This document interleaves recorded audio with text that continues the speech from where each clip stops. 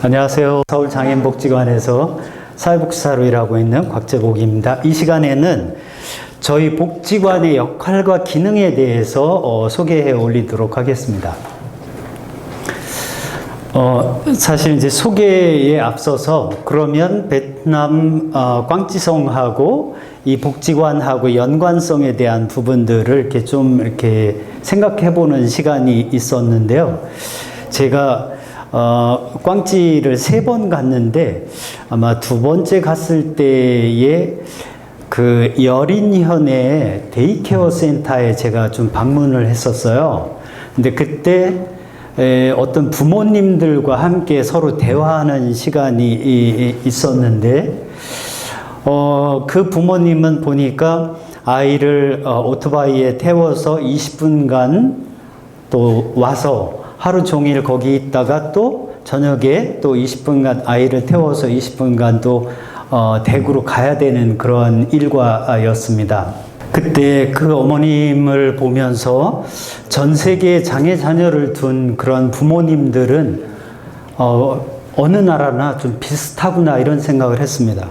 그때 그 기억에는 제가 보기에는 그 어머니가 참 어떻게 보면 힘든 상황임에도 불구하고 해맑게 웃으시면서 또 제가 이제 부족한 제가 뭘 이야기를 할 때 한마디라도 더 들으시려고 초롱초롱 이렇게 저를 이렇게 쳐다보던 그 눈망울을 잊을 수가 없었습니다.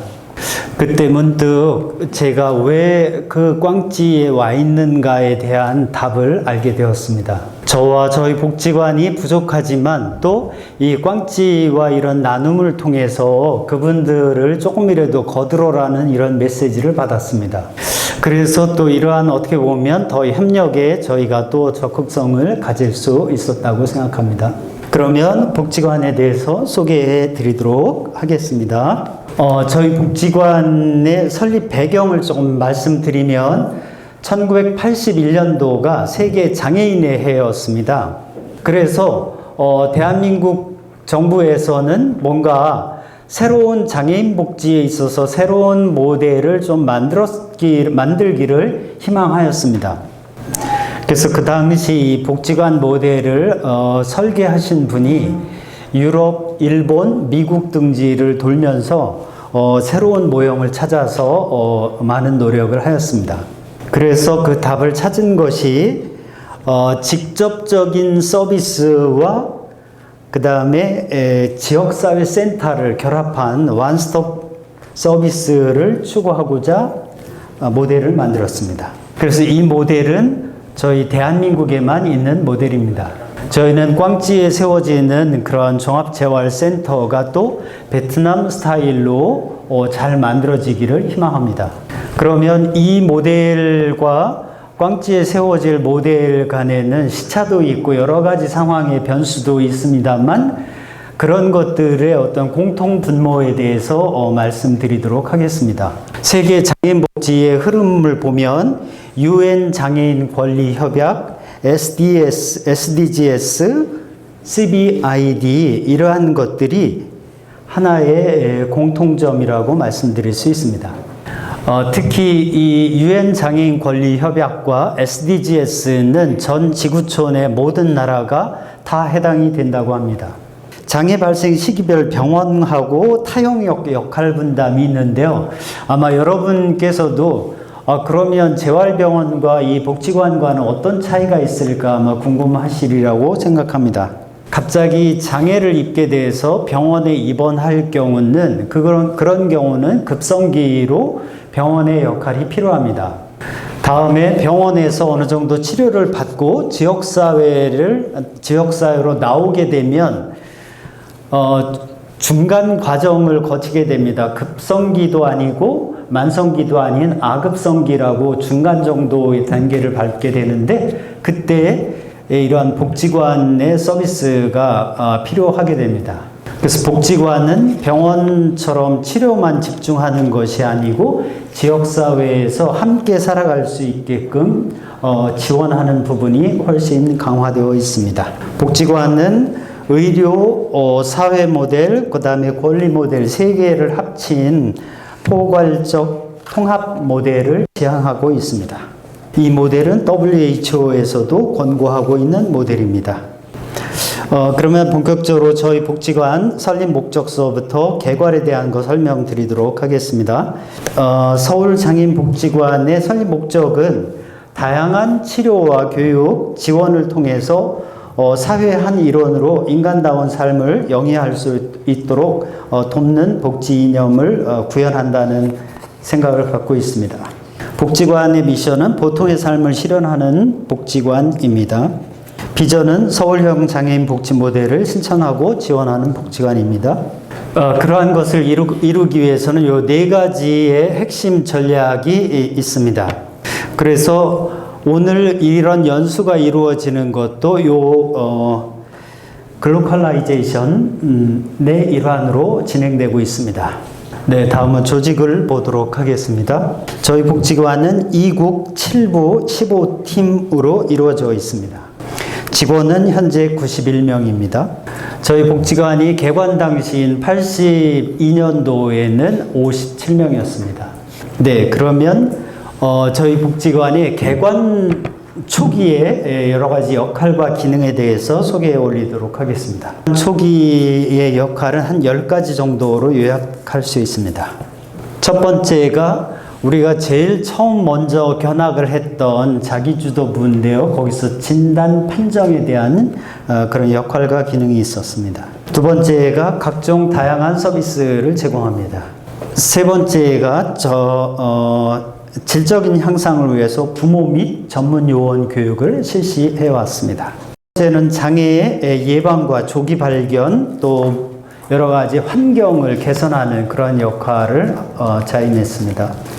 네, 그 다섯 번째는 각종 정보를 제공하는 일입니다. 여기에 요 사람이 제가 80년도에 저입니다. 세월이 흘러서 이렇게 됐습니다. 네. 여기 각종 그 연구 또 전문 요원 교육, 부모 교육 자료가 저희가 95종을 만들었습니다. 그래서 저희가 꽝찌에 이런 그 센터가 생기게 되면 그때 저희 그 자료를 다시 이렇게 리뉴얼해서 꽝찌에 적용될 수 있는지 여부를 고민하고 있습니다. 다른 기능은 아마 우리 협회장님께서 다 설명을 해드렸는데요. 이 기능만 저희가 조금 다른 부분이 있습니다. 이쪽에 이건 뭐냐면 다른 복지관들이 이러한 전문성을 갖고 일할 수 있도록 전문 요원들을 지원을 해주고 자문을 해주는 역할이 저희 복지관의 좀 다른 점입니다. 네, 그러면 이제 현재의 그런 역할과 기능에 대해서 말씀드리도록 하겠습니다. 진단 판정 그런 과정은 예나 지금이나 거의 비슷합니다. 여기에서 가장 중요한 부분은 다영역이 함께 모여서 협업을 해야 된다는 점입니다. 그래서 재활의학과라든지 사회복지사, 임상심리사, 또 언어치료사 등이 모여서 복지관에 처음 오신 분들에 대해서 종합적인 의견을 교환합니다.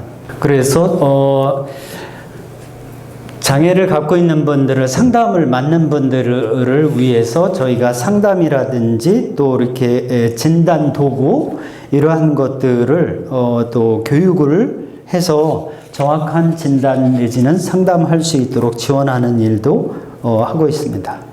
네, 그래서 아마 여러분 중에서 말씀하실 때 실제 사례에 대한 이야기를 좀 말씀을 주셔서 잠깐 이러한 진단 관련된 사례에 대해서 소개해 올리도록 하겠습니다. 2013년도 출생한 아이에 관한 이야기입니다. 이 아이는 지금 10살이 되었습니다. 그런데 이 아이가 처음 저희 복지관에 왔을 때는 1살이었습니다. 이 아이는 어떤 원인에서 뇌를 다쳤습니다. 아이를 일찍 낳는 그런 관계로 조산이라고 표현을 하거든요. 그 일찍 낳으면서 아이가 뇌를 다친 것으로 저희는 판단하고 있습니다. 이 아이는 2살 때 서울대학교 병원에서 뇌성마비로 진단을 받았습니다. 그래서 저희 복지관에 와서 대기를 할 때 아동물리치료, 아동작업치료, 수치료, 조기교육 이렇게 4가지의 서비스를 받도록 하였습니다. 네 가지의 서비스를 순차적으로 받고 그 과정에서 그 가족을 지원하는 그러한 프로그램도 이분들에게 도움을 주었습니다. 특히 주말에 가족이 와서 서비스를 받아서 그분들은 많이 도움이 되었다고 저에게 이야기를 합니다. 그분 부모님이 말을 한 거를 인용해 보겠습니다. 만 1세부터 복지관을 이용하여 꾸준히 재활을 이어올 수 있었던 건 행운이에요. 그리고 이 아이의 그런 형제가 있었는데 형제도 또 와서 지원 프로그램을 이용할 수 있었습니다. 네, 그러면 다음 보시도록 하겠습니다. 재활 서비스 제공 센터의 역할인데요. 의료 재활에 대해서 말씀드리도록 하겠습니다. 네, 저희는 그 재활의학과 전문의가 상주하면서 이렇게 부모에게 상담을 해줄 수 있었고, 물리치료, 작업치료, 언어치료사가 의료적인 지원을 해줍니다. 그래서 저희는 물리치료에 아동, 성인, 수중치료가 있고, 작업치료는 감각, 스누젤렌, 언어치료는 개별, 그룹 언어치료를 하고 있습니다. 네, 그 치료받는 분의 사례를 한 분 소개해 드리도록 하겠습니다. 이분은 61년생인데요. 뇌병변 장애가 있습니다. 뇌위축증 진단을 받아서 저희 복지관에서 성인 작업치료, 언어치료, 물리치료, 또 성인 운동실, 그 다음에 보조공학, 수중재활센터 등 다양한 서비스를 제공하였습니다. 네, 그래서 이분은 움직임의 여러 어려운 부분을 보완할 수 있어서 좋았고, 가정 내에서 운동을 지원해 주어서 많은 도움이 되었다고 이야기를 합니다. 네, 다음은 교육 진단에 관련된 내용을 말씀드리도록 하겠습니다. 이 교육 진단은 아이가 어느 정도 교육적인 역량을 갖고 있는가, 또 현재 수준은 어느 정도 되는가를 점검하여서 도구를 통해서 검사를 하게 됩니다. 그래서 이런 그 교육과 관련된 경우는 조기 특수교육, 또 자연적 그런 환경 중심 서비스, 가족 역량 강화, 또 지역사회 중심 서비스 등을 하게 됩니다. 저희가 이제 물을 이용한 그런 수중재활센터가 있는데요. 거기에 대해서 소개해 드리도록 하겠습니다. 아까 우리가 직접 보시기도 이렇게 하셨는데요. 물을 통해서 굉장히 관절주의를 조금 이렇게 편안하게 한다든지, 또 우리나라는 지금 고령화로 인해서 굉장히 어려움을 겪고 있습니다. 그래서 고령화에 맞는 여러 가지 운동 프로그램을 수행을 하고 있습니다. 네, 이러한 기법은 또 외국으로부터 저희가 교육을 받고 역량을 키워온 상황입니다. 그래서 저희가 국제 그런 강사 자격을 갖고 있는 부분들이 있습니다. 그래서 저희가 지금 1년에 두세 번 그런 전문가 양성 교육을 하고 있습니다. 경제적 자립을 위한 직업재활센터 역할이 있습니다. 장애를 가진 분이 이렇게 직업을 가지려고 하면 어느 정도 역량을 갖고 있는가를 평가를 하고, 또 거기에 맞춰서 이렇게 알맞은 그런 직업 준비 과정을 하게 됩니다. 그리고 그러한 과정을 통해서 취업을 하게 되고, 취업하면 그 다음에 저희가 취업 후에도 이렇게 계속 후속 지원을 하고 있습니다. 다음은 이제 사회교육센터인데요. 장애 예방 및 인식 개선과 관련된 부분들과 부모 역할 강화, 그 다음에 대처 능력을 위한 교육 개발, 그리고 참여와 연대를 촉진하는 각종 행사, 정보 제공, 대중매체 홍보 활동을 하고 있습니다. 다음은 지역복지 활동의 조정 및 통합센터 역할에 대해서 말씀드리도록 하겠습니다. 네, 어느 나라나 이런 장애인 복지 서비스는 충족되지를 않습니다. 그래서 전문기관이 해야 될 역할과 또 지역사회가 해야 될 역할을 잘 헤아려서 지역사회의 참여를 유도하는 것이 매우 중요합니다. 광주에도 종합재활센터가 설립된다고 해서 장애인 문제의 모든 것을 해결하기는 현실적으로 어렵습니다. 저는 그래서 여기 오신 분들이 광주에 가장 영향력 있는 분들이라고 생각을 하고 있습니다. 그래서 여러분이 각자 맡고 있는 역할과 또 이렇게 하시는 일들이 다 다르지만 한 마음으로 장애인 복지를 향상시키기 위해서 협력하는 것이 무엇보다 중요합니다. 네, 그러면 다섯 번째 조사 연구에 관련된 부분입니다.